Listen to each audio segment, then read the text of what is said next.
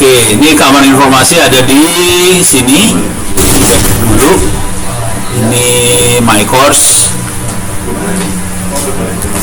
2026.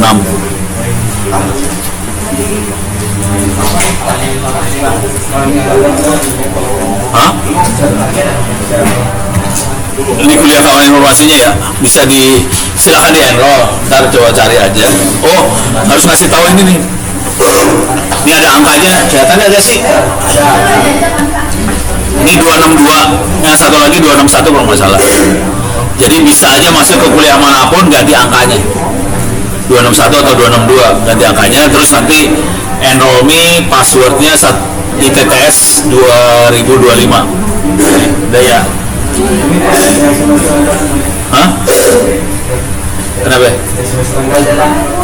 Oh ini? Ya udah ikut. Enak aja lu pada. Anak-anak mana yang lain? Masih jalan, ya udah nggak apa-apa.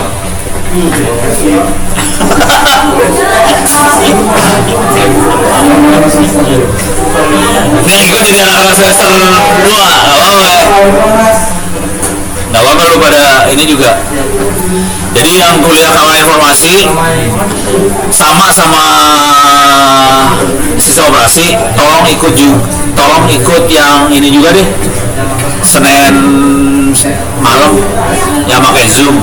Itu sebenarnya kelas karyawan, cuman karena saya sering tabrakan jadwal, karena ini kayak besok minggu depan kuliahnya jadi nggak ada, gara-gara orang harus tanda tangan MOU sama SMK 6 jam 11. Kalau yang pagi masih selamat, masih bisa saya ajar dulu bentar sejam kali ya.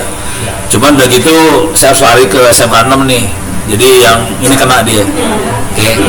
Konsekuensinya tolong kasih tahu yang lain, selain kuliah yang secara fisik, tolong ikut kuliah yang Senin malamnya. Nah cuman kemarin tadi pagi saya ada anak-anak malam nanya ke saya, Pak kita harus ikut nggak yang pagi? Gue bilang kagak. Yang pagi mah pagi kepaksa ikut malam gara-gara orang sering tabrakan jadwal, itu aja supaya nggak ketinggalan banget. Terus ya, nah itu satu.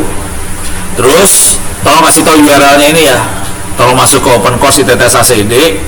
Kalau ada masalah bilang supaya diberesin, bisa dikerjain ini kuliahnya dari sekarang.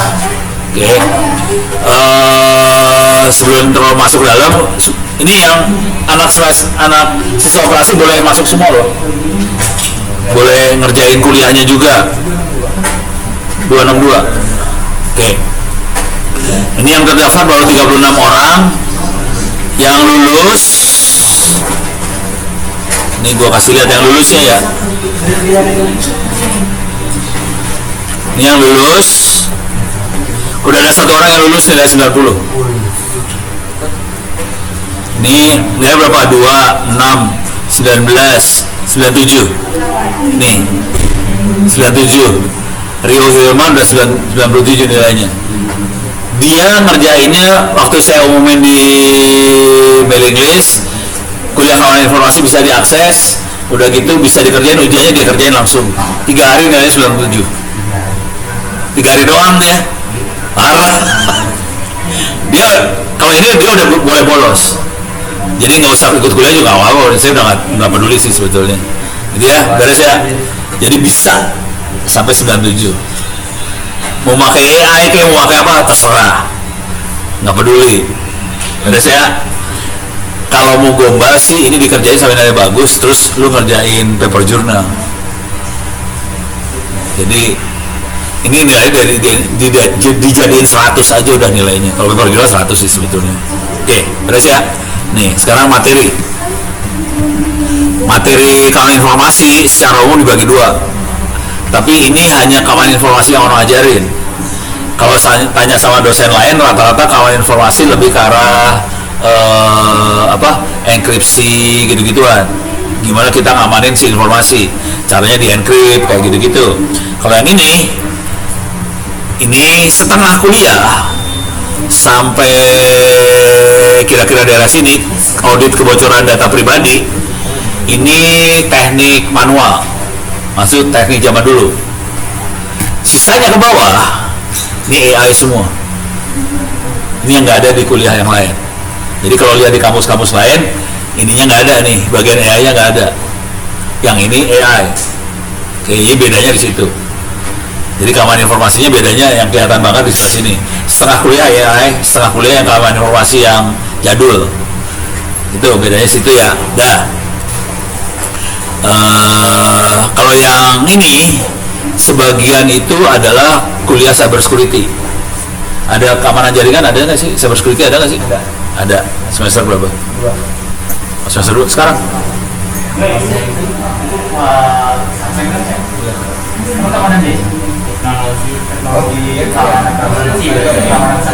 Oh sama kali. Ya udah. Kemungkinan dia ngajarnya yang itu. Kemungkinan.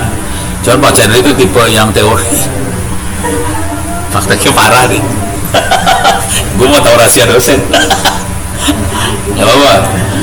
Kalau saya praktek bentuknya, teorinya saya nggak tahu teorinya males gue ngomongin. Lu baca sendiri apa teori. Cuman biar kerasa makhluknya sebenarnya. Nah di sini ini lebih sampai 2 materi yang awal ini lebih ke gimana kita ngelihat satu sistem, terus kira-kira sistem ini masalah kalau diserang, kalau sampai datanya bocor, informasi bocor, masalahnya apa yang akan kita hadapi. Jadi ini bukan teknologi, ini lebih ke apa ya, auditor lah, lebih ke arah manajemen lah. Jadi kalau kita melihat satu sistem, kalau sampai data bocor, resikonya apa? Misal data-data semua mahasiswa ITTS bocor, efeknya apa? Jadi lebih pakai otak aja. Kalau data ini bocor, efeknya apa? Kalau ini bocor, misalnya KTP bocor, efeknya apa? Bisa dipakai orang, terus orang bisa pinjol kayak KTP-nya kita apa segala, kayak gituan lah. Jadi 2 yang ini lebih ke arah situ. Oke. Jadi tapi nanti prakteknya kita pakai file Excel, terus kita catetin, tulisin efeknya apa segala macam. Jadi 2 ini ya. Yang di sini kriptografi itu dasarnya keamanan informasi yang konvensional tuh kriptografi sih sebenarnya. Kriptografi itu yang akhirnya jadi dasarnya BSSN, Badan Siber Sandi Negara. Sandi itu kriptografi, gitu ya. Ini gua rekam nggak? Rekam ya. Jadi ntar kalau ya ini ada sound system yang di sini. Oh itu ya. Bukan sound system. Oke, kriptografi itu urusannya urusan enkripsi, sandi, gitu. Saya tidak akan masuk ke teknik kriptografinya sendiri, ke matematika segala macam kagak. Kita bisa pakai apa di kriptografi supaya kita aman. Contoh, ini contoh cerita beneran kejadiannya gini. Saya sempat diundang sama BCA. Jadi BCA ngundang, Pono kita roadshow. Jakarta, Surabaya sama apa gitu ya, ke beberapa kota. Kenapa kita roadshow ke kota-kota ini? Karena ternyata banyak nasabahnya BCA ketipu. Ketipu mending cuma 1 juta 2 juta, ketipu ratusan juta men. Ini teknik nipunya ya. Teknik nipunya gini. Teknik nipunya adalah jangan dipraktekin ya. Lu gampang lu. Tapi emang nipu gampang banget. Jadi teknik nipunya gini, mereka BCA, nasabahnya BCA itu banyak perusahaan-perusahaan. Mereka transaksi sama Cina, apa segala macam buat kayak ini perusahaan jadi distributor di Indonesia, terus dia ngomong sama pabrik di Cina, dia pesen barang, terus barangnya dikirim, dijual di sini, dia distributor. Komunikasinya pakai apa kira-kira Indonesia sama Cina? Email. Dia nggak pakai WhatsApp ya. Di Cina kagak pakai WhatsApp juga soalnya. Makanya apa? Bukan WeChat. Mereka pakai WeChat kan. Indonesia kagak pakai WeChat, jadi kagak nyambung, makanya email nyambung. Nah udah gitu si perusahaan Indonesia kirim email ke Cina. Cina pabrik nih ngomong ke pabrik ya, Brik, gue pesen sekian kontainer barang lu. Nanti pabrik bilang, oke, sekian kontainer dikirim nih, tolong ditransfer duitnya, nomor rekeningnya sekian. Deh, nyampe. Terus pesen lagi, gitu terus. Email bisa disadap kagak? Disadap. Emailnya disadap. Udah gitu hackernya pura-pura jadi pabrik Cina, ganti emailnya pakai pabrik Cina, dia email ke Sadap, hackernya jadi pabrik Cina, dia kirim mail balik ke perusahaan Indonesianya, barang sudah dikirim sekian kontainer, tolong uangnya dikirim ke akun ini. Dikirim nggak tuh duit? Hilang duitnya. Kalau kontainer duitnya berapa ratus ribu? Gede ya? Miliar sih kagak kali, ratusan juta kali. Ini duit ratusan juta dikirim ke bank akunnya hackernya Cina. Bisa ditransfer balik nggak tuh duitnya? Jadi duit kalau udah ditransfer nggak bisa dibalikin ya. Itu peraturan di bank tuh kayak gitu. Lu transfer duit salah lu, bukan salahnya kita. Bank nggak mau disalahin, kan kita dapat perintah doang. Udah gitu orangnya bingung dong. Udah bingung, udah nggak bisa diapain deh. Nah, kenapa sampai si BCA ngajakin on roadshow? Karena banyak orang-orang yang kena kayak gitu. Terus saya demoin caranya dong. Selesai demo, turun dari panggung nih, langsung orang pada ngerubung. Iya pak, persis kayak gitu saya kenanya. Gimana cara ngatasinya? Pakai enkripsi, pakai kriptografi ini. Jadi fungsinya buat kayak gituan gitu. Udah beres ya. Nah, kemudian yang kawanan jaringan sama traffic analysis itu yang intrusion detection system. Itu yang harusnya diajari sama Pak Chandri tadi. Gue nggak tahu Pak Chandri bisa ngajar sampai level praktis yang mana ya. Kalau saya di sini biasanya saya akan ngajarin pakai snort. Oke. Snort sama antivirus cara berpikirnya sama. Jadi cara berpikirnya kira-kira gini. Antivirus sama snort. Jadi ini kan yang kita kirim traffic kan bentuknya paket data. Oke. Nanti ada paket data tuh ada payload. Ini gue ngomong kayak gini ngerti nggak sih pada paket? Ini belum. Yang ngajar jaringan pasti nggak ngajarin sampai level bawah-bawah gitu ya. Pada sorry gue pengen nanya dulu. Lu pada diajarin ini kagak sih? Wireshark di sini. Nah, dosennya nggak ngajarin kan? Ya. Soalnya dosen yang bisa ngajar Wireshark nggak banyak. Buka rahasia dulu nih. Dosennya teori, parah. Soalnya bukan orang teori soalnya, orang saya orang praktek banget ya. Nih, saya start capture. Pernah diajarin cara baca kayak gini? Nggak diajarin. Nah harusnya ini diajarin di kuliah jaringan. Kalau sampai ke cyber security ini harus diajarin lagi. Kalau informasi harusnya sisa aja. Karena ini harusnya ilmu ini udah diajarin jaringan, di cyber security udah diajarin ya. Gue sisanya doang kan. Ternyata jaringan sama itu kagak ngajarin, gue kuasa ngajarin. Pertanyaannya sebelum masuk kalau jawab ke yang ini, pertanyaannya ini kuliah jaringan udah diajarin belum sih? Udah pada belajar jaringan belum sih? Udah jaringan belum? Lu semester 4 kagak diajarin jaringan, keterlaluan pak. Udah sekarang gua nanya ke lu yang udah diajarin jaringan, pertanyaannya lapisan protokol jaringan ada berapa lapis? 7. Udah pernah lihat belum? Oscillation udah pernah lihat dalamnya belum? Cuma dikasih tahu sama dosennya 7, sama gurunya 7, tapi nggak pernah lihat dalamnya ya? Kasian deh lu. Sekarang ini kita lagi ngeliat oscillator ya. Saya capture-nya, gua stop dulu lah. Stop capture. Oke, saya klik sembarangan ya. Klik sembarangan. Oke. Ini paket yang ini ada berapa layer?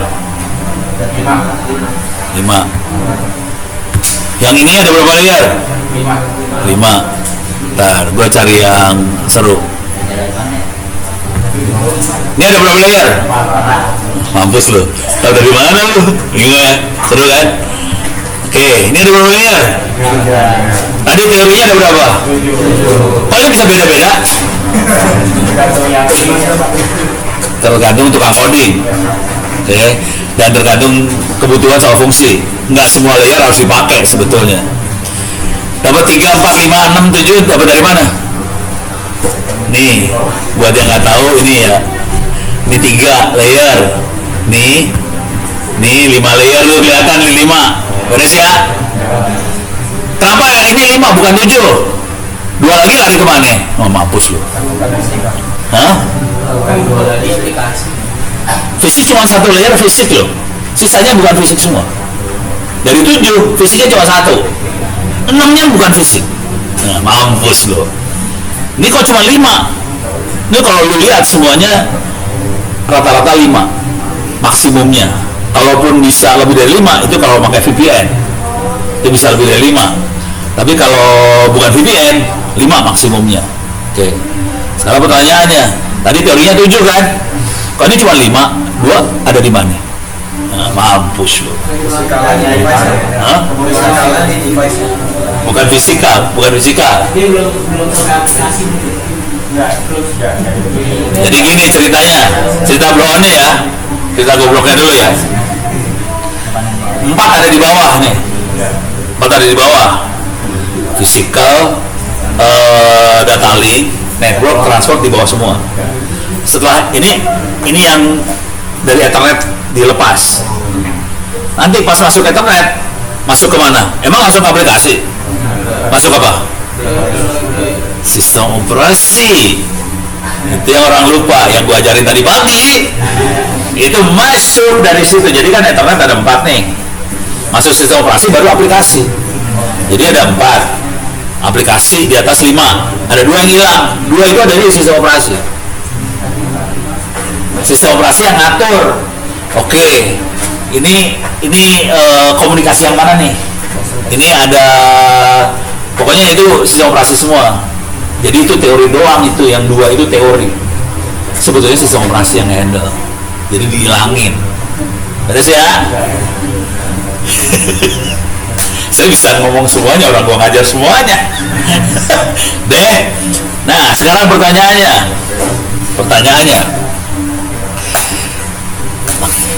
Alamat yang kita kenal di internet, alamatnya berbentuk apa? DNS nomor ya, nama ya. Itu adanya di lapisan mana?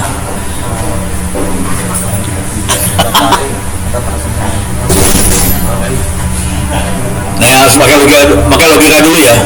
Di jaringan supaya bisa nyambung satu sama lain itu harus ada alamat biar kita tahu dari mana ke mana. Kalau nggak lu bingung dari mana ke mananya, bingung kalau nggak ada alamatnya. Sekarang kan ada DNS, ada domain www.google.com, itu adanya di mana?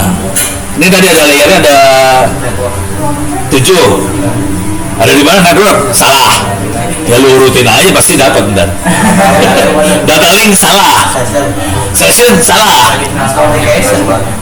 Adanya di aplikasi. Karena web http:// kan browser. Browser itu apa? Aplikasi kan. Jadi yang http apa segala macam adanya di aplikasi. Beres.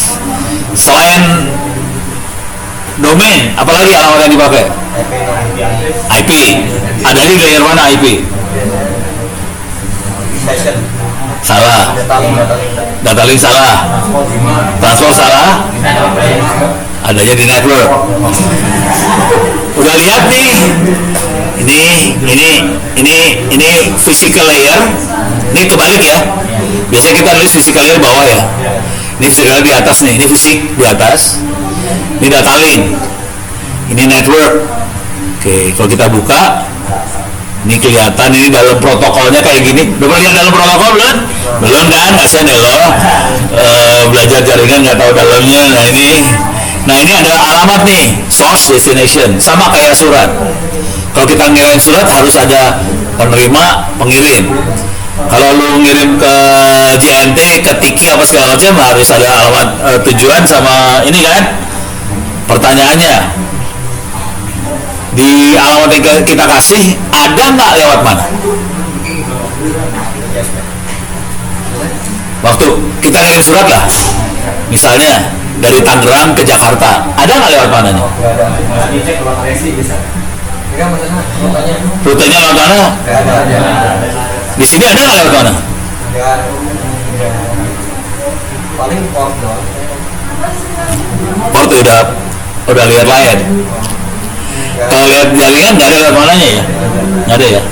Itu ciri khas dari jaringan itu kayak surat, kayak kantor pos. Dia nggak ada informasi lewat mananya. Tapi kok nyampe?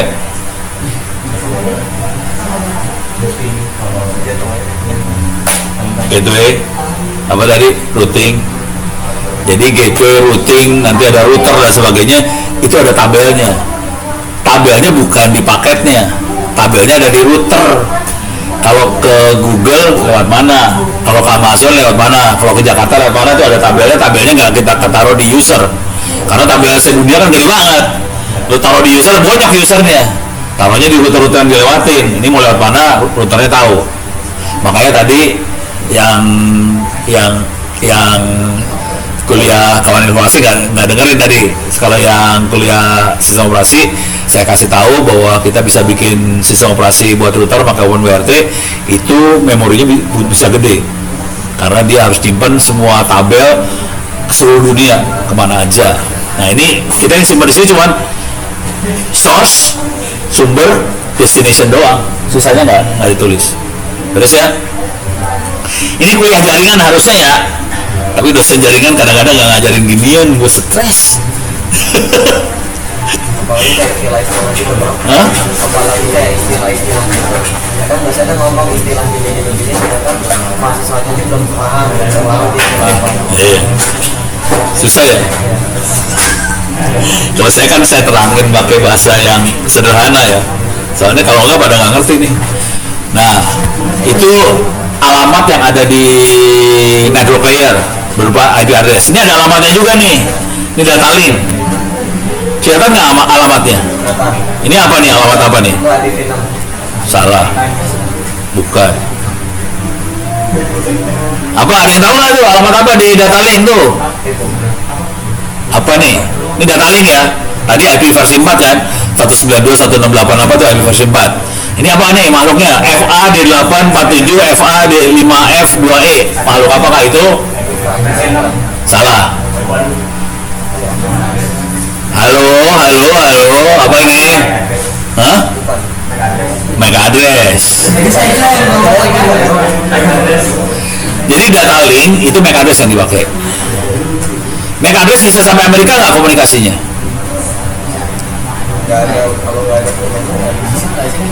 MAC address harus di jaringan yang sama. Kalau kabelnya sampai Amerika, dia sampai Amerika sebetulnya. Tapi kabelnya sampai Amerika. Kabel kita kan cuma sampai tembok sebelah situ. Gimana mau sampai Amerika? Nggak bisa. Jadi MAC address cuma jaringan yang sama doang. Tidak harus sampai Amerika. Oke. Kalau IP address, dia bisa sampai seluruh dunia. Beres ya? Kebayang ya? Nah, sekarang itu kalau yang ini physical layer. Ini physical layer. Ini kabel. Yang kita lihat apa di sini di kabel? Yang sederhana aja. Pusing lu kalau ngeliat ini mah pusing. Gua kasih tahu dulu ya, kabel yang dilihat tuh apa? Cara komunikasinya gini. Colokan ini nyambung ke colokan mana? Gitu kan? Kan fisik. Colokan nyambung sini ke mana? Kalau pakai wifi channel berapa ya? Itu fisik. Jadi ada yang bentuknya colokan, ada channel berapa, itu fisik. Kalau di data link itu MAC address. Kalau di network layer IP address.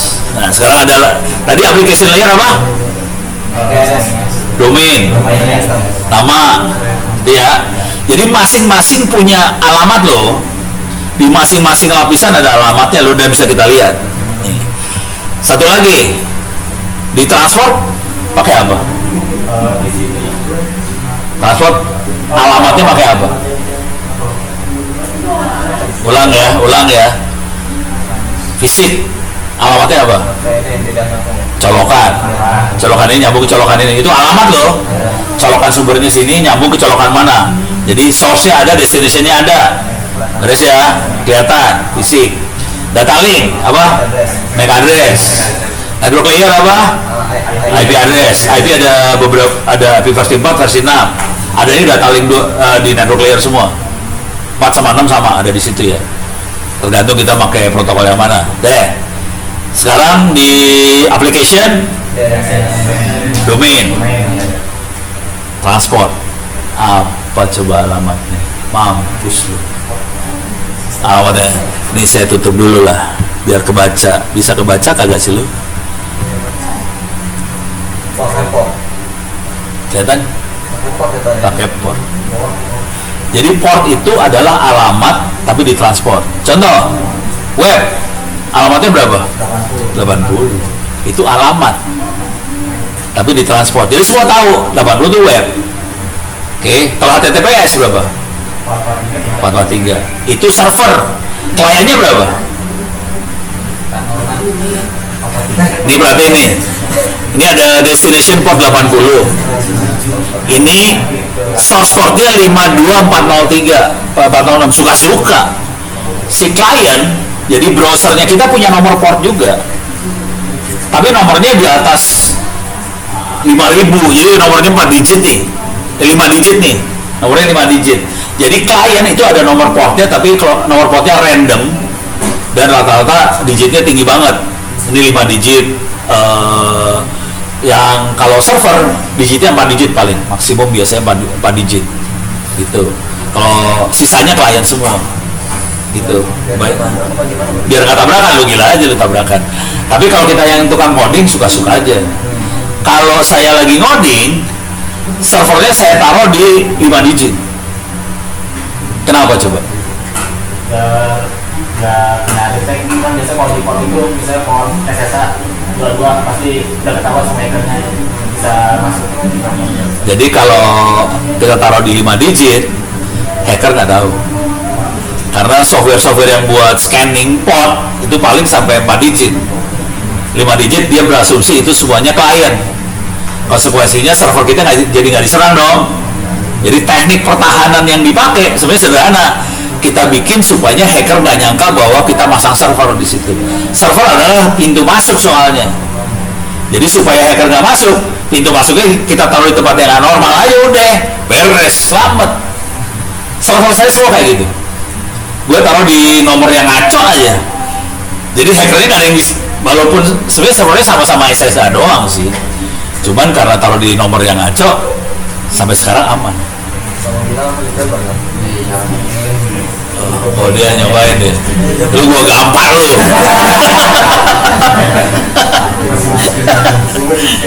Beres ya, bayang ya. Sip ya. Sesederhana itu, harusnya itu diajarin sama dosennya.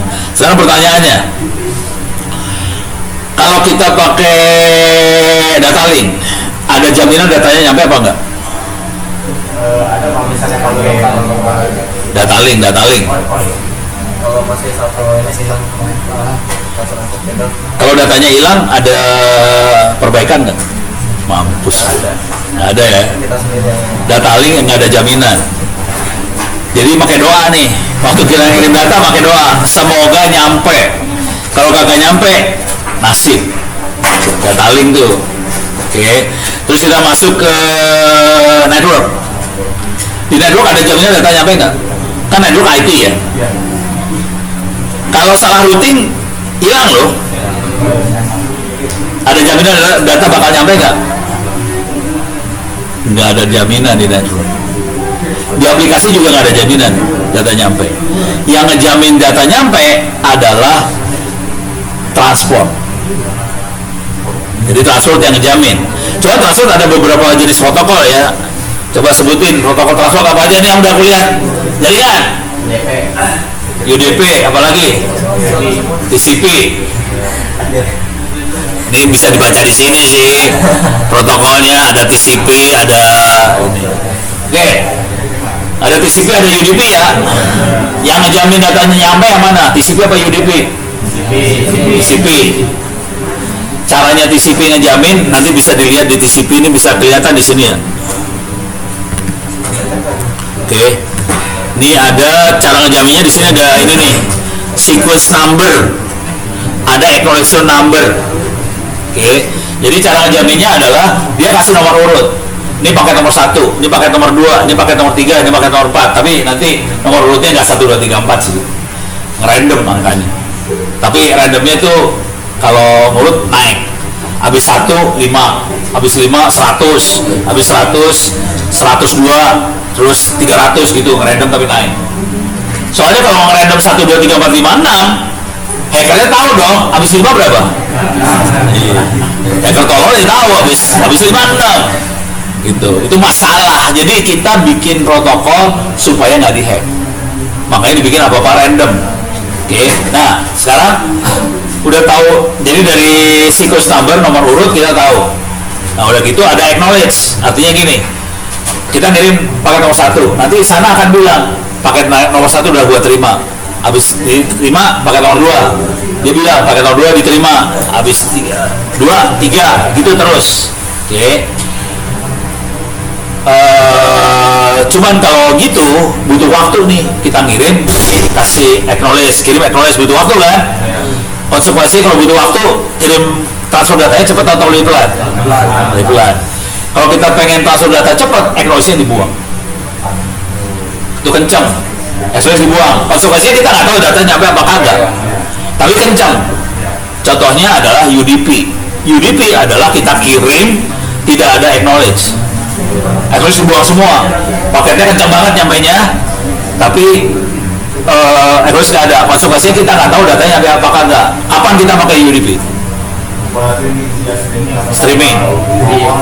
Streaming, audio, telepon itu kita makanya UDP. Soalnya kalau lu ada paket yang hilang nggak masalah.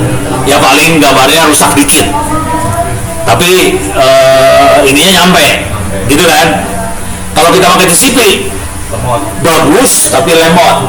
Jadi TCP bagus buat transfer file. Filenya dijamin nyampe. Jadi nggak ada data yang hilang sama sekali. Kalau kita lagi ngirim duit, kita pengen misalnya duit 100.000, toto jadi 1 juta gara-gara salah pakai UDP. Toto ada angka 0 yang masuk, nolnya noise. Kalau saya harapannya gitu semua sih. Sayangnya nggak ada, jadi ya kasih udah gue. Beres ya, kebayang deh sekarang balik lagi ke sini. Udah kata ya, harusnya ini diterangin di kuliah jaringan nih, biasanya rese. Kepaksa gue harus nerangin tiap kali kuliah, harus saya terangin kayak ginian. Jadi saya kadang-kadang harus nerangin jaringan lagi. Saya nggak bisa berharap sama dosen-dosennya soalnya. Oke, kita balik lagi ke sini ya. Oke, ini jaringan. Nah, buat ngamanin jaringan itu biasanya kita pakai firewall. Cuman firewall itu ngamennya 4 layer yang bawah biasanya. Jarang firewall buat ngamanin yang atas, gitu ya. Nah, kemudian di sini ada buat deteksi serangan. Kalau kita pakai Snort, cara deteksinya adalah kayak antivirus sama nih. Antivirus juga gitu. Kalau ada bitnya kayak gini 10111 virus apa? Kalau bitnya kayak gini virus apa? Serangan juga sama. Kalau ada paket yang seperti ini, dia lagi SQL injection. Kalau ada paket seperti ini, dia mau lagi command injection. Paket seperti ini apa? Segala macam. Itu asumsinya virusnya bisa dibaca sama aplikasi, paketnya bisa dibaca sama aplikasi. Pertanyaannya, kalau kita pakai HTTPS kelihatan nggak? Kalau kita file di encrypt kelihatan kagak? Jadi antivirus sama deteksi serangan oke kalau pakai HTTP. Kalau virus biasa oke. Tapi kalau virusnya di encrypt nggak bisa dilihat. Pertanyaannya, virus apa yang di encrypt? Mampus lu. Nah, sebenarnya di encrypt ya. Bisa kelihatan kagak? Lihatnya polanya doang. Gitu ya. Nah, itu yang seru. Ransomware sama HTTPS nggak kelihatan. Gimana caranya kita bisa ngelihatnya pola. Yang bisa ngelihat pola apa ya? AI. Jadi ransomware makanya jadi ada dua nih, rule based sama AI based. Rule based itu buat yang kelihatan, bukan pakai enkripsi, kita pakai rule based. Jadi pakai tabel. Kalau kayak gini virus apa, kayak gini virus apa, itu rule based, tabel dia bentuknya. Kalau kita main bola, itu AI based. Hah? Apa?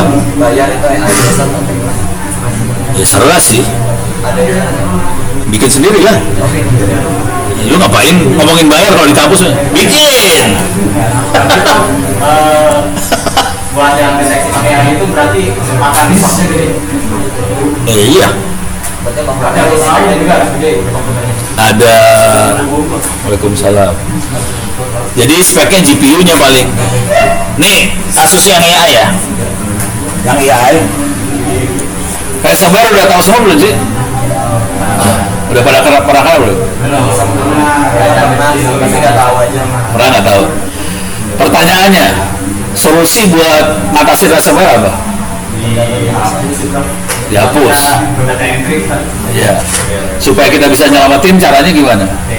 Backup. Gimana caranya supaya backupnya ketahuan ada ransomware masuk? Deteksi lagi. Jadi backupnya dikasih AI buat deteksi. Konsekuensinya nggak bisa backup satu. Backup di backup dulu, backup ini backup lagi. Jadi ada 3 backup atau 4 backup. Terus kita jalanin AI di 4-4-nya. Kalau di sini kena ransomware, putusin di sini, backup yang lain di restore. Tapi yang ini putusin. Kita mungkin kehilangan ada file yang kena ya. Tapi paling nggak semuanya kena. Kalau kita backup satu, karena ransomware kena semua ntar. Jadi kita backupnya ngerendeng. Dan kita kasih AI buat ngedeteksi semua. Oke. Ini dijual sama HP, sama Dell. Mereka ngejual solusi backup yang ada scanner AI-nya.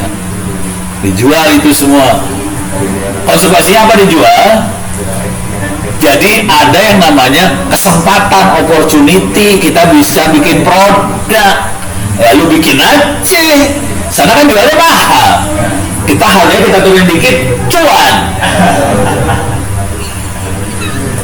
Gitu cara mikirnya, jangan mikirnya, oh gitu ya. Ya mikirnya, alhamdulillah ini ada opportunity. Sana pasti mahalnya, ya, lu bayangin Dell, HP kan duitnya kenceng kan. Kalau kita bikin AI rule based ITTS gitu kan, jangan. Nama lu aja Pak.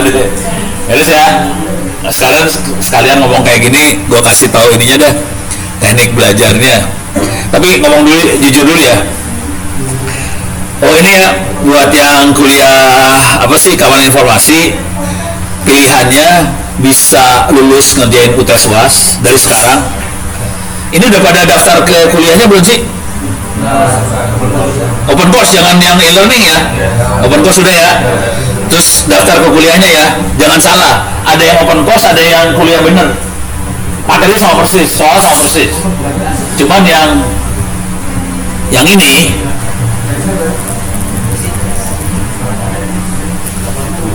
nah ini ITTS 2021 ada kata-kata gitu keamanan informasi. Yang satu lagi adalah ITTS open course keamanan informasi. Jangan kerjain yang open course. Kalau lu kerjain open course ngerjain gua ujungnya ntar. Soalnya nilainya harus saya pindahin ke sini. Terus pindahin nilai doang, ini nyebelin banget 1 jam. Satu orang 1 jam pindahinnya. Jadi sakit hati aja. Dan ini ya. Jadi tolong mahasiswa keamanan informasi kerjain kuis UTS UAS-nya di sini dari sekarang. Jangan sampai kalah sama Rio Hilman. Dia nilainya udah 97. Yang lain masih 0 semua nih kayaknya. Ya, gua kasih lihat lah nilainya si Rio. Biar pada nafsu. Dia ngerjainnya 3 hari kalau nggak salah. Ini nilai ya grades.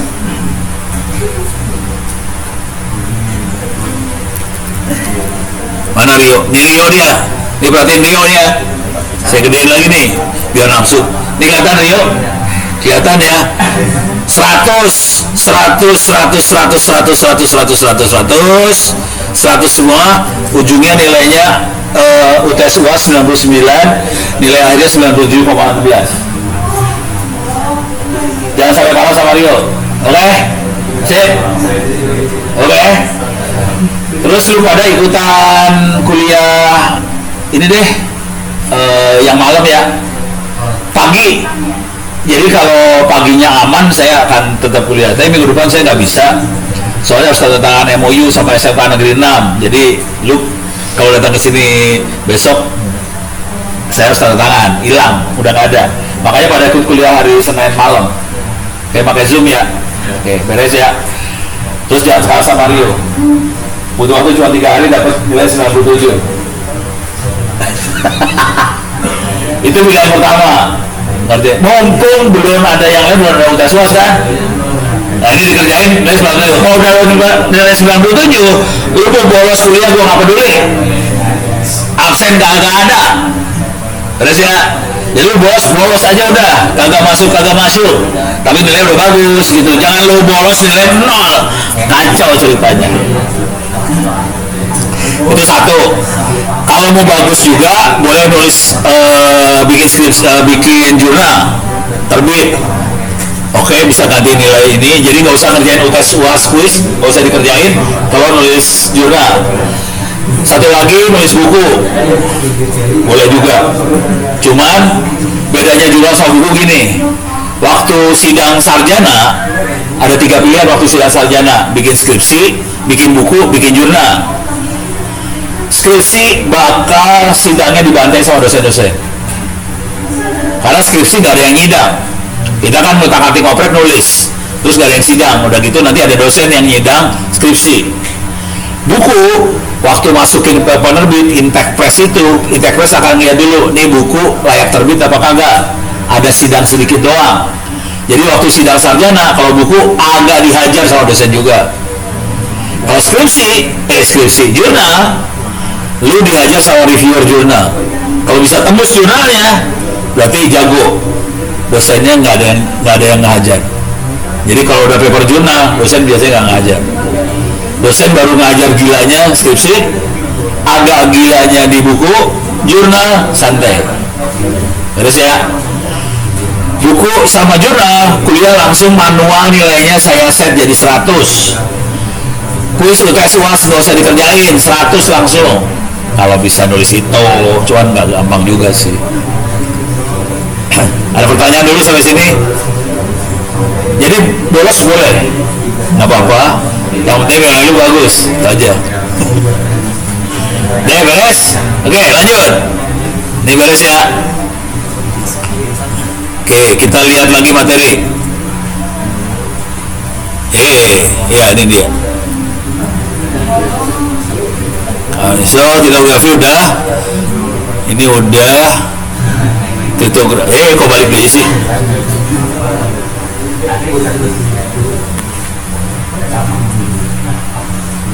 Nah, udah dikecilin dikit dah.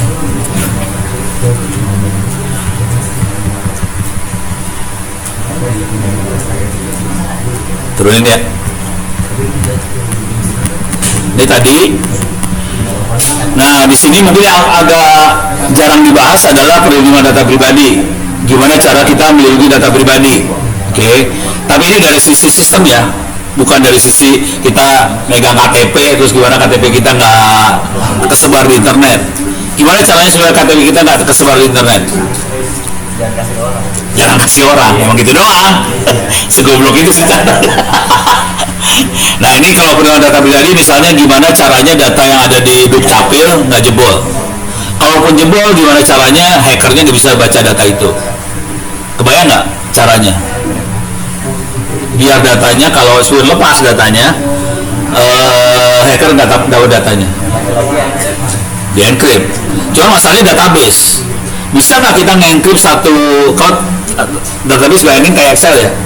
Excel kan kolomnya banyak. Bisa nggak kita encrypt satu kolom doang? Bukan item ya, nilai per kolom, nilai kolomnya di encrypt satu-satu. Bisa nggak?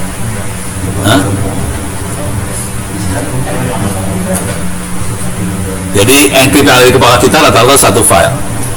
Sebetulnya bisa per itu. Jadi teknik yang dipakai encryptnya per nilai, bisa di encrypt. Dari ya, jadi ada teknik yang seperti itu. Nah itu adalah perlindungan data pribadi sebetulnya. Jadi ilmunya di situ sih sebetulnya. Gimana caranya kita nge-encrypt per nilai tadi.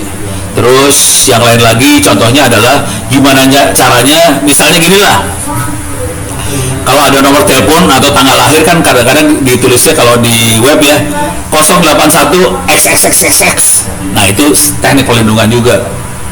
Bisa ditaruh di datanya langsung. Oke. Terus Yang lain lagi, lu pada pakai apa WhatsApp sekarang? Ya. Udah pada nyoba Palapa belum? Palapa udah. Palapa penggantinya WhatsApp. Iya. Jadi tolong coba Palapa. Saya kenal dekat sama yang bikin soalnya.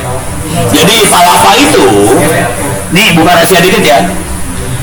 Jadi menterinya udah sakit hati sama WhatsApp, sama Meta. Karena Meta merasa ada di atas angin, nggak bisa dikontrol sama Indonesia, nggak bisa diobok-obok sama Indonesia. Jadi kayak dia adalah negara di atas negara. Saking sebelnya si menterinya udah mulai, udah semua di kementerian ya pada pakai Palapa. Jadi pada mulai pindah ke Palapa nih, supaya kita nggak dikontrol Meta. Pertanyaannya, WhatsApp bisa disadap nggak? Ya lu udah pada tahu tetap pakai WhatsApp lagi. Yang lainnya juga pada pakai WhatsApp. Ya udah ntar saya perintahin semua pada pakai Palapa dah. Iya. Tapi susah banget nih, dosen lu pada keras kepala semua juga. Saya pakai Palapa ya. Cuma saya pakai Palapanya di komputer, bukan di HP. Gue Palapa curan doang. Kalau kita dekat sama yang bikin, jadi bisa di komputer. Beda level. Deh, itu di Palapa, developernya bisa nyadap nggak? Ya sebenarnya bisa. Nggak bisa. Bukan hanya end to end. Ini contoh blown aja. Kalau di grup, WhatsApp grup ya, yang nyebarin message kita ke anggota grup siapa? Servernya WhatsApp kan? Konsekuensinya servernya WhatsApp bisa baca apa yang kita posting. Kalau di Palapa yang nyebarin ke anggota grup siapa kira-kira? Handphone kita sendiri. Jadi servernya nggak dipakai. Handphone kita yang nyebarin ke member grup. Akibatnya apa? Servernya bisa ngeliat apa yang kita obrolin nggak? Nggak bisa. Jadi Palapa itu servernya nggak bisa baca, nggak bisa ngelihat apa yang lagi diobrolin, dan servernya nggak tahu nomor teleponnya anggota ini siapa aja, nggak tahu. Coba ya kalau mau cari nomor teleponnya Ono, nggak dapet. Padahal Ono ada di Palapa, nggak akan dapet. Palapa hanya bisa kalau kita tahu nomor teleponnya, kita masukin, kita yang masukin nomor telepon itu, dan kita harus tanya sama orangnya, nomor telepon lu berapa? Gue masukin, nembus. Jadi kita yang masukin, bukan Palapanya. Kalau di WhatsApp kan WhatsApp ngasih tahu kan, itu bedanya. Makanya Palapa jauh lebih aman daripada WhatsApp. Cuma orang Indonesia kan, lu pakai apa WhatsApp? Gue pakai WhatsApp juga. Gitu ya, bonyok dah lah. Tewas. Itu ya. Jadi kayak gitu masalahnya. Beres ya? Oke, sekarang audit kebocoran data pribadi. Ini lu pada tahu peraturan perlindungan data pribadi, pernah baca undang-undang perlindungan data pribadi belum? Kepanjangan ya? Nggak tahu lah berapa nomornya, tapi harus data pribadi. Pertanyaannya, kebocoran data pribadi dikasih waktu berapa lama untuk tahu? Kita kalau pegang data pribadi, kita yang megang server data pribadi, dikasih waktu berapa lama untuk tahu kalau ada datanya bocor? Salah? 3 hari. Pertanyaannya, bisa nggak dalam 3 hari kita tahu bahwa ada data yang bocor? Kalau pernah pegang server, itu susah banget dalam 3 hari kita tahu. Kita biasanya tahu data bocor karena datanya viral di internet. Ada hacker yang bilang, gue punya data, punya dukcapil, lu mau beli kan enggak? Itu udah 2 bulan, 3 bulan sebelum kemudian. Jadi kemungkinan besar semua ini pada kena, gitu ya. Jadi di sini untuk audit kebocoran data harus belajar melihat log sih, yang ini. Dah.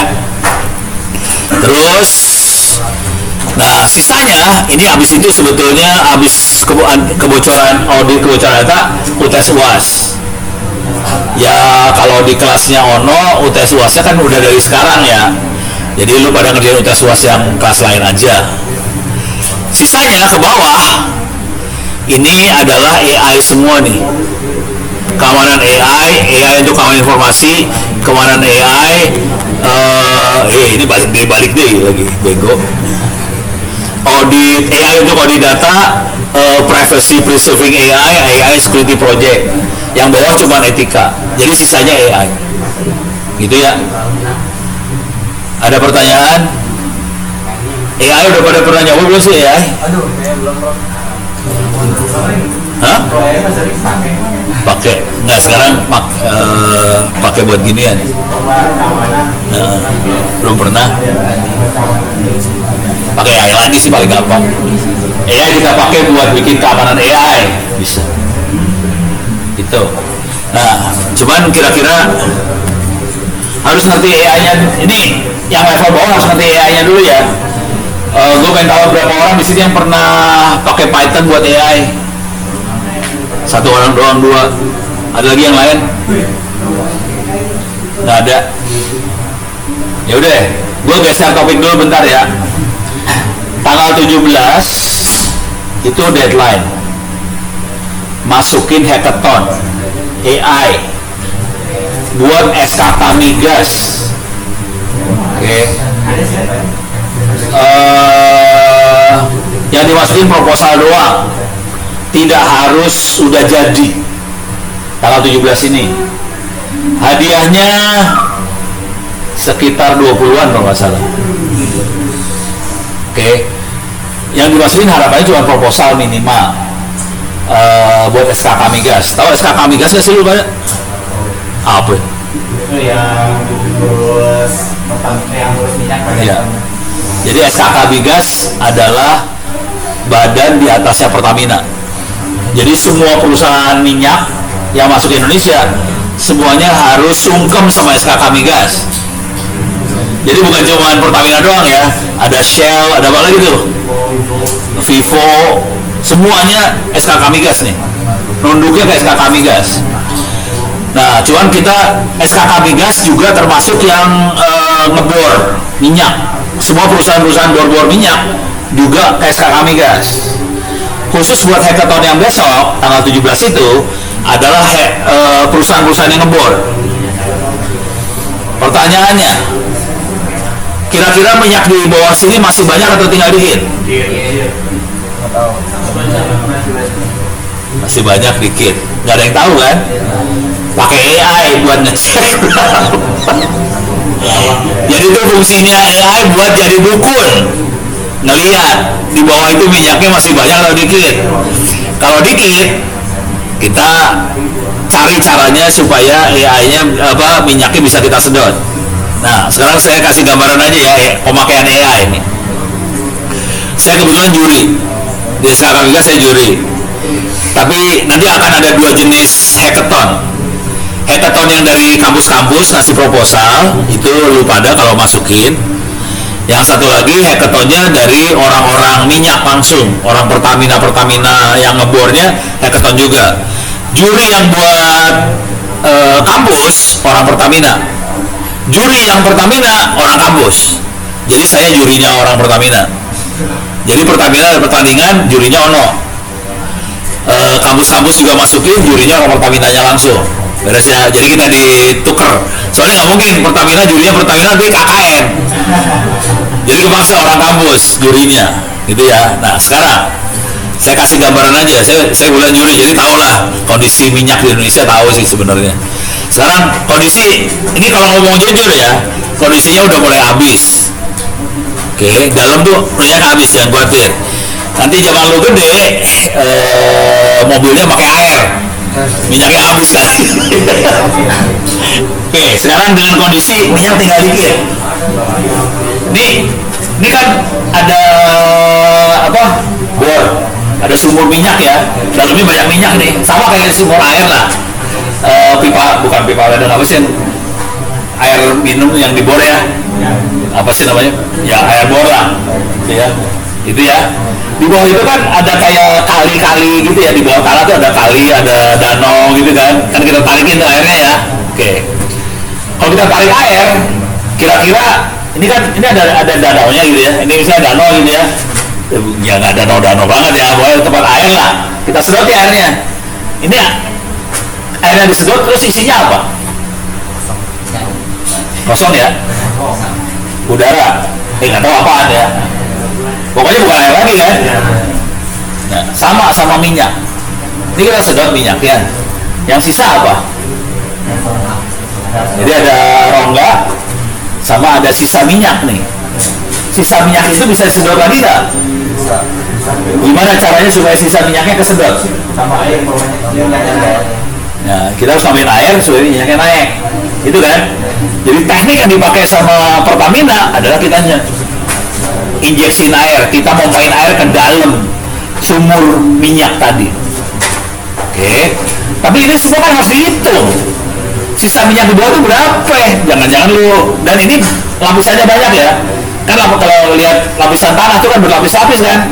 Kalau pernah lihat potongan tanah ya, kan ada lapisan tanah atas, terus ada yang batu, ada yang kerikil, apa segala macam. Ini lapisannya banyak loh. Mungkin minyak ada di lapisan yang ini, ada juga lapisan ini, ada lapisan ini, gitu, ada berapa lapis kan? Nah kita harus tahu lapisan ini tinggal sisa berapa persen, ini berapa persen, ini berapa persen, semuanya itu pakai AI. Mampus nggak lu? Dan itu yang dikerjain, parah, seru loh. Dengerin mereka ngomong, langsung saya Robi, ononya Robi. Tapi caranya kira-kira gitu.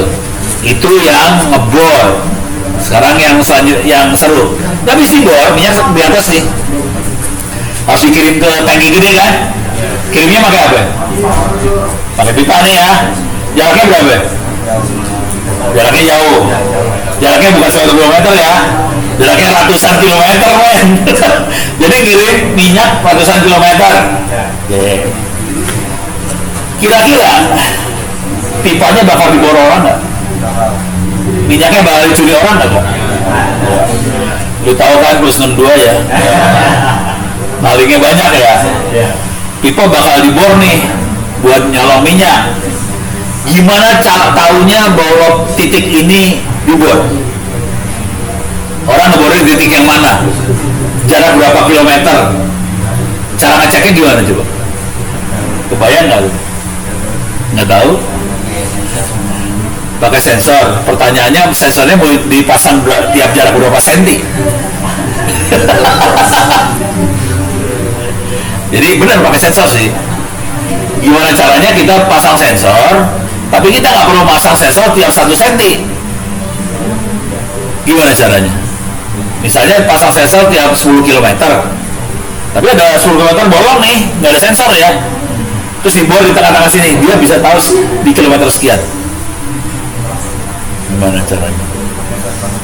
Enggak, sensornya cuma di ujung-ujung. Seru. Dan Onong lihat langsung anak-anak itu ngerjain. Tahu ya ngerjain anak? Kira-kira jurusan apa tuh? Bukan RPR. Hah? Yang ngerjain mesin salah. Jurusan fisika. Bukan orang minyak juga ya. Jurusan fisika, dia pasang sensor 2, pasang sensor tiap 10 km, terus dibor, langsung tekanan turun dong. Kan minyaknya keluar kan. Terus dia bisa modeling tekanannya, kalau turunnya kayak gini, kira-kira titik ini bolongnya. Gitu. Pas didatengin sama mobil, bener bolong. Terus ada yang lagi nampung, bener. Sensornya berarti benar-benar sensitif ya? Enggak, dia cuma ukur tekanan minyak kan. Oh, jadi nanti dipakai AI berarti. Pakai AI, tapi dia modeling dulu. Dia modeling.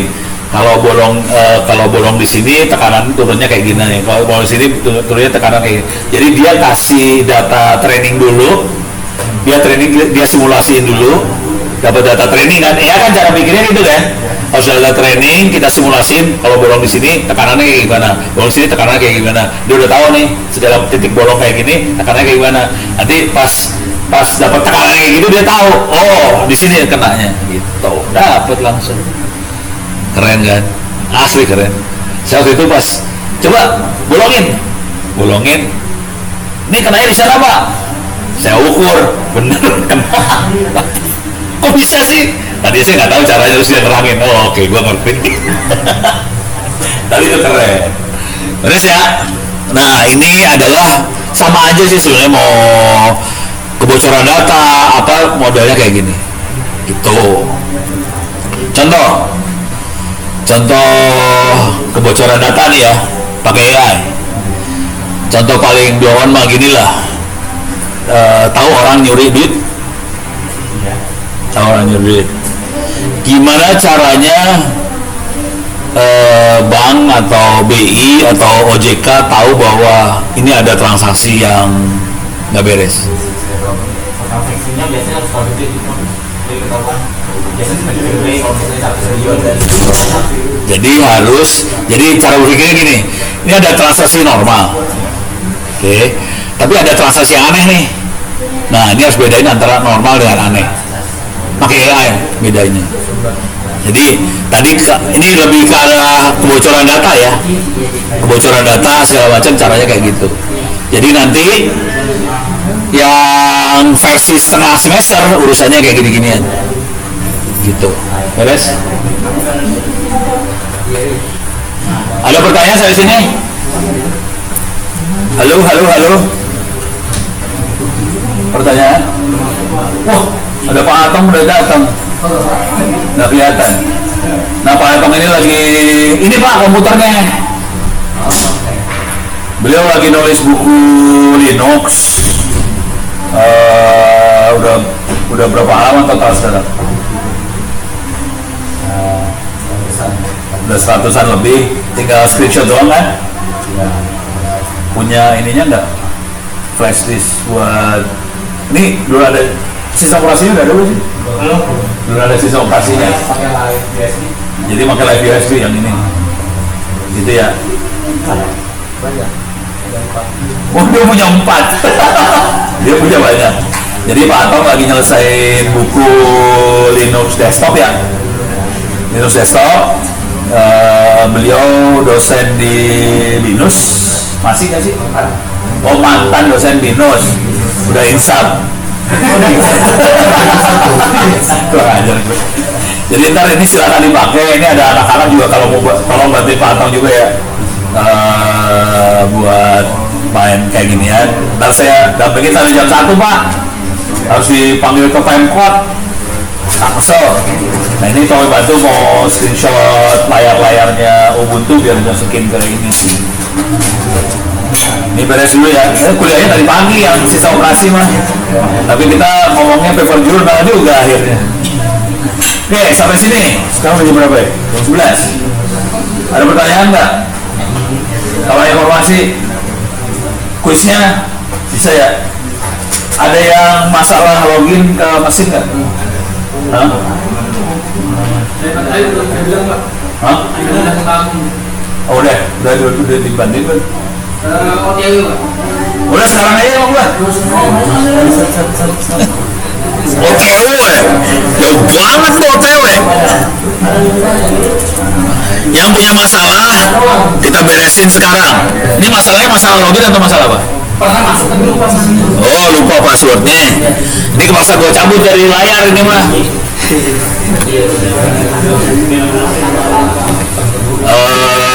Bantuin dia dong.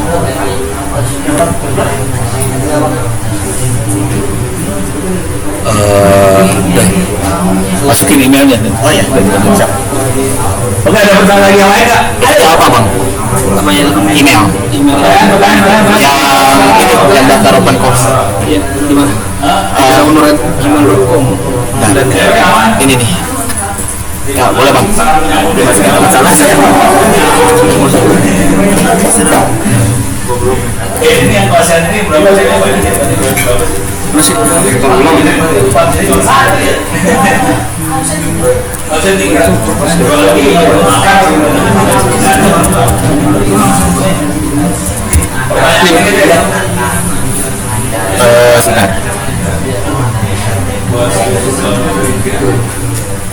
Nah, ini udah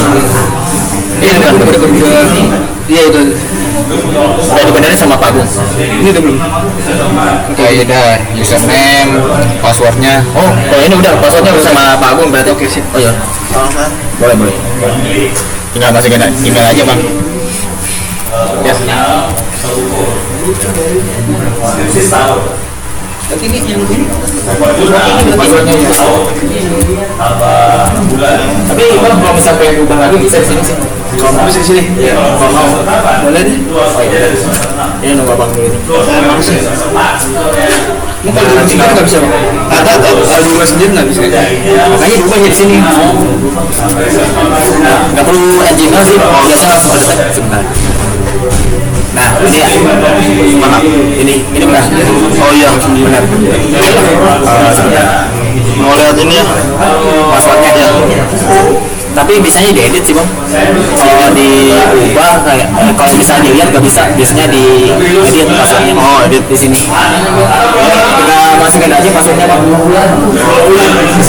Ini berarti tinggal masuk doang ya? Ini Udah diedit ya? Ini enggak passwordnya. Ini masukin sama abang masukin bebas. Oh. Nanti kalau misalnya udah tinggal nanti ke bawah aja apply. Nanti abang coba masuk itu.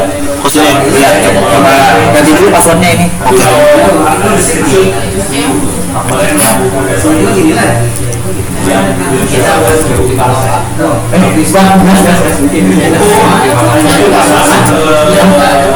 Nomor 2 tinggal nomor 2 aja. Ini gimana? Di bawah ya? Udah.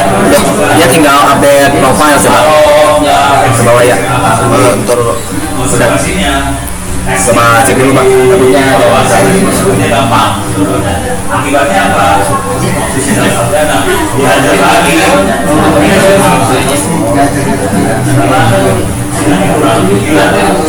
Tapi nggak kayak banget sih.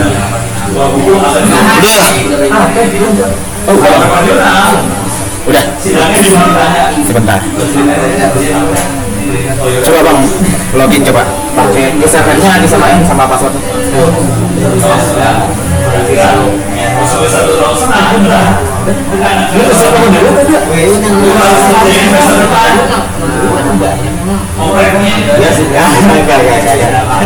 Jadi jangan berpikir aku mesti mau wisuda, aku Bang, bisa bang?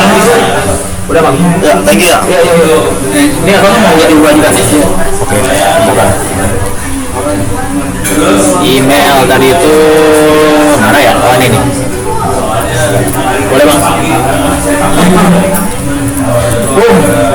Itu pak, disimpannya di cloud kali. Biasanya gitu sih gua. Enggak, nyimpan kontaknya. Terus ya, jadi email nggak bisa nggak terdetek, harusnya di kontak itunya. Oh ini bang. Salah. sorry. Ini. Nah, bang, boleh masukin passwordnya.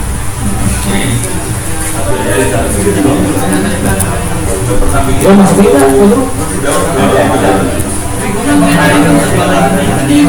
Nebak.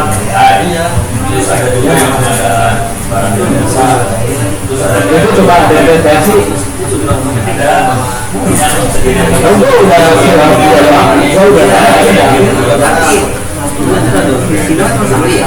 Tadi lah gua kirim aja mau pakai tapi gue gak tahu yang masuk gue menjadi beta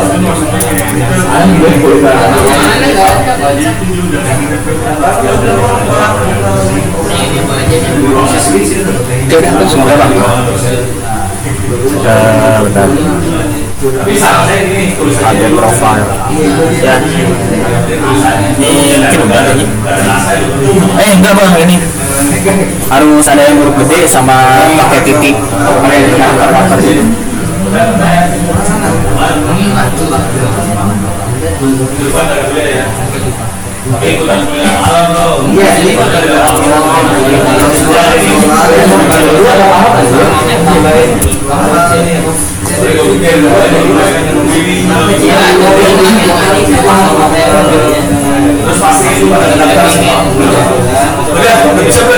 Belum kok, tadi tapping passwordnya dulu.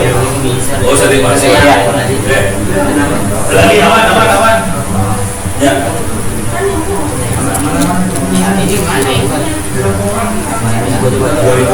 Ya, benar.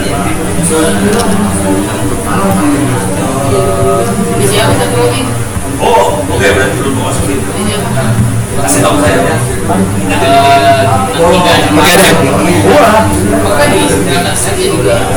Parah lu. Ya udah set, iya lu setnya di gini ya berarti. Nah iya sebab itu hilang. Bukan ke HP-nya. Bisa login berarti. Benar, lagi coba.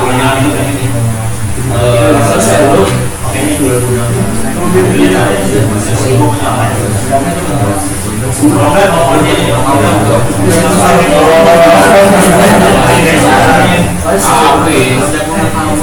Udah. Ya, makasih banyak.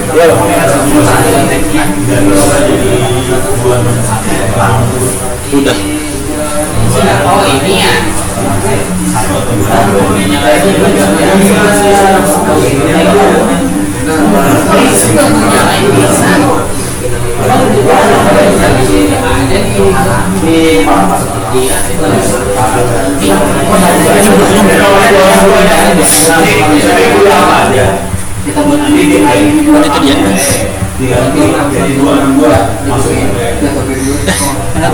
Lupa gue sini kali ini ada the new user kan anjing username bukan itu bukan ini oh yang mana gimana tadi ini Arya mau bikin Mau bikin? ya enggak punya Anda tuh ada username cuma lupa password username gimana tadi Nah, emailnya ingat gak bang? emailnya Email yang buat daftar ini, bentar. Ya, mana sih tadi itu? Oh ini nih. Nah,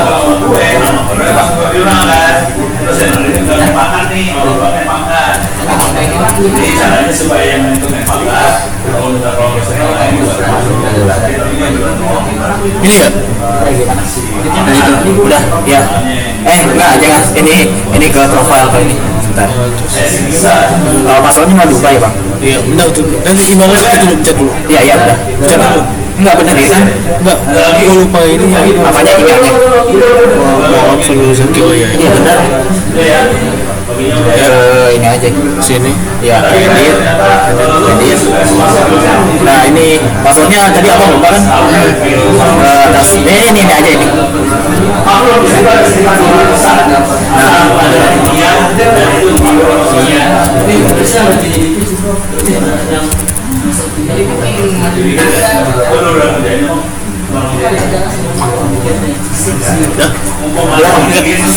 Oh, yaudah. Coba aja login ya bang.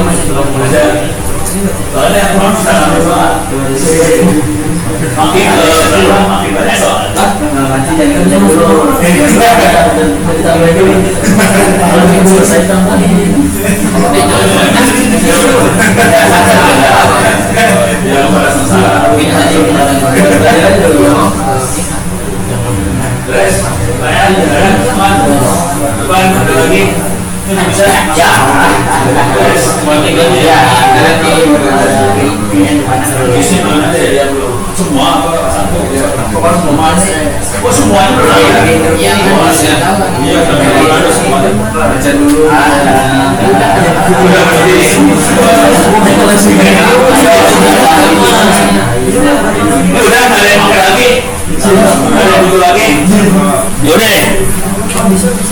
Kita tutup dulu ya.